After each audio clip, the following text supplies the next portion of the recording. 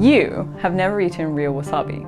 Or at least, probably not. Not unless you've seen it grated right in front of you, that is. Because the vast majority of wasabi tubes and powder that are sold abroad contain less than 5% real wasabi, and are mostly made up of horseradish and green food colouring. So I went to a wasabi farm to find out what real wasabi looks like and how it differs from the fake stuff. And I'll show you how and where it's grown, how best to use it, and where to buy it, or at least the closest substitute. So stay tuned for some recipe ideas at the end too. To do all that, I went to Takijiri-en in Shizuoka. The Shizuoka region is Japan's largest producer of what is called wasabi. This means natural wasabi, or wasabi that is farmed in running water. It's said to be the best wasabi because you can use the whole plant. The other type is hatake wasabi, which is farmed in fields or using man-made sources of running water. That type is only usually used for the leaves and stalks to make commercial tube wasabi. Most of the wasabi farms in Shizuoka are higher up in the mountains, near cool running water that the plants need to thrive. But Takijiri-en is uniquely placed on relatively lower land that benefits from the cool and steady flow of spring water, and dense trees that provide enough shade that you don't need to traverse the mountains to get there. わさびの栽培がいろんなところでやり始めて、そのわさび栽培がお金になるぞっていうことで林業をやりながらそこの3時間かけて通ってたっていうのが起源で、水源ですねを見つけて堤防を作ってわさび田を開墾してっていうのが我が家の起源になります。Wasabi is native to Japan, and there are records that it was eaten from as early as the Kamakura period, which started in the 1100s. I couldn't find a good picture of this, so here's my conceptualization. But the wasabi barely looks out of place, right? Anyway, it wasn't until around the 1500s that people started cultivating it. Utogi in Shizuoka is said to be the pioneer for wasabi cultivation, because it's here that the first wild wasabi were transplanted. But the shogun at the time, Tokugawa Ieyasu, took a liking to the plant, and so cultivation methods were kept pretty close to the chest. But eventually, word got out, and by the late 1800s, other areas such as Izu were starting to use the tatami-ishi method to cultivate wasabi too.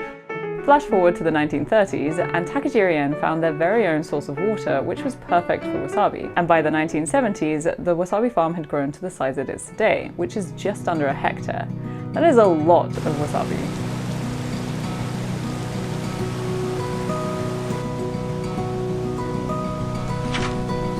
And it's not all just one type of wasabi at Takijiri-en either. 70% of their wasabi is Mazuma wasabi, and the remaining 30% is Misho. Misho wasabi is a great supplementary plant, because from seedling to harvest only takes about a year. But it is a bit more watery and has a bit more of a sting than Mazuma. On the other hand, Mazuma takes 1.5 to 2 years to be ready for harvest, but it has more depth of flavor alongside its spice. Though it can be pretty difficult to maintain the right environment for wasabi, the actual harvesting and planting process is not all that complex. But it is time-consuming, as everything has to be done by hand. At Takijiri-en, they carry out that process every Thursday, rotating through different patches of the farm every week all year round.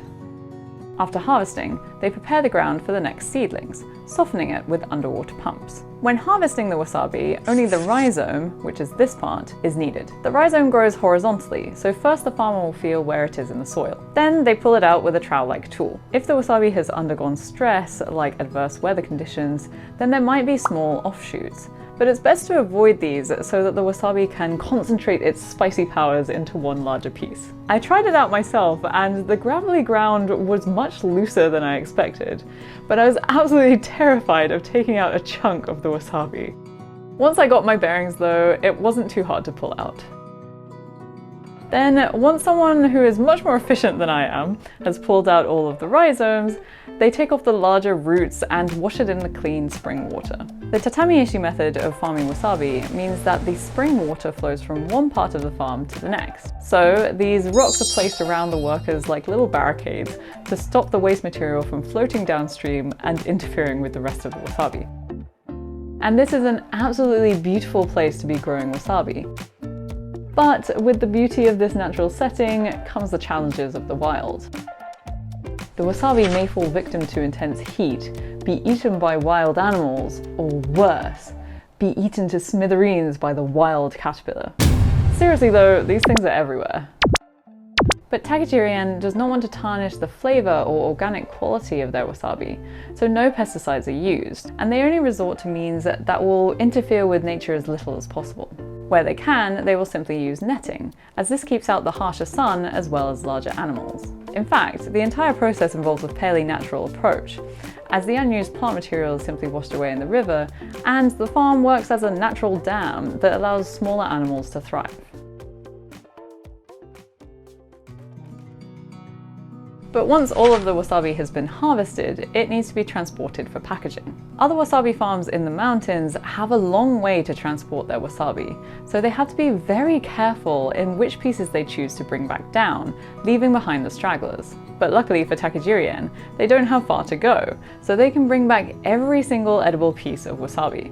That means they can use the smaller pieces or parts of the plant that might otherwise be discarded to make other products too. They have wasabi miso, soy-brined wasabi stalk, and quite a few other interesting bits and bobs. To transport their wasabi, they use a simple traditional method of wrapping up the plants in what looks like a giant sushi bamboo mat. It's actually kaya or miscanthus reed, which is often used to thatch houses. 蚊帳がないので、なかなかもう作れないんですけど。そうですか。貴重なんですよ。 It's then brought back to the house where they cut off any extra parts and prepare it for packaging. These extra parts go to make other products like the soy brine stalks, or can be used for animal feed like the leaves. It's finally ready to be sold, and with all this work that can't be industrialized, it's pretty clear why the price tag is so different from the stuff in a tube. But what else is different about tube wasabi? Well, broadly speaking, there are 3 different types of wasabi that you can buy. The raw plant, fake wasabi packets, and hon wasabi packets.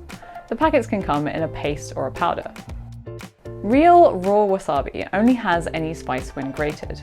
This is because 2 substances from different parts of the plant tissue react when grated together to produce allyl isothiocyanate, or AITC. Our nasal passages are particularly sensitive to AITC, causing that burn. So much so that it's enough to wake you from a sound sleep, and it's used for some fire alarms for the deaf in Japan. But AITC decomposes quickly, and after 15 to 20 minutes at room temperature, all the spice is gone. It's also quite different from the spice that you get in chili peppers, which is called capsaicin. Different parts of the wasabi rhizome are more or less spicy. It has a bit of a vegetal taste and even a hint of sweetness. 充満してるのはこの真ん中ですね。上の方は吸った時に綺麗なんです。でも細胞がまだ新しいのでちょっとやっぱ水っぽい。で逆にこちらの下の方は、細胞が古いので辛いんですけど、辛みの中にえぐみというか苦みが残る。一番美味しいのはこの真ん中って言われていますね。But for any of you who've eaten the tube stuff, you'll know it's quite a different story. It's not nearly as nuanced, it stays spicy almost indefinitely, and it has no flavor other than whoa. And the most common form of tube wasabi has little to no wasabi in it at all. It's usually made up of a combination of horseradish, mustard, green food coloring, and cornstarch. If it does have any wasabi in it, it'll be from parts of the plant other than the rhizome, such as the stalks. This somewhat replicates the taste and spiciness of wasabi while giving it a longer shelf life. As for why horseradish is used, it's much easier to grow as it doesn't involve such specific conditions for farming. And although, like wasabi, it has an ITC that makes it spicy, it retains its spice for longer, and that gives it a more radish-like flavor. But if you can't get your hands on a raw wasabi rhizome, but you want something a little closer to the real deal, then a packet of hon wasabi is what to look for. This includes a much higher percentage of domestic Japanese wasabi using the leaves and stems, and is sold refrigerated or frozen to retain the flavor. It contains no horseradish and generally much fewer preservatives and other ingredients, so it's best to keep it refrigerated or frozen. And with any of those, there are some quite interesting recipes that you can make. I'll leave some links below if you want to buy any of those types online, including a link to Takijiri-en's own online shop. And if you're going to buy wasabi anyway, you may as well do it with my link so that you can help a little bit towards my next video. But whatever type of wasabi you can get your hands on, you don't need to just limit yourself to using it with sashimi. Wasabi goes well with dairy, soy sauce, meat, and fish. And generally speaking, if you add salt, you'll bring out its sweetness, and if you add sugar, you'll bring out its spiciness. One of the ways to use it that I found really tasty was with steak. To make this steak donburi, I fried the steak for 1 minute and 15 seconds on each side, then removed it from the pan to rest for 5 minutes. Then I mixed up a soy-based sauce which I heated through, mixing the steak back in the sauce briefly to melt the flavors. I cut it up and served it on rice with a drizzle of the sauce and a blob of wasabi. I'll leave the full recipe for that in the description below, but there are plenty of other recipes that you can try too, like this simple rice with bonito fish flakes, soy sauce and wasabi that we tried at Takijiri-en. Spicy. Or a simple sashimi donburi. Wasabi can make a fun accent to so many dishes, including dessert.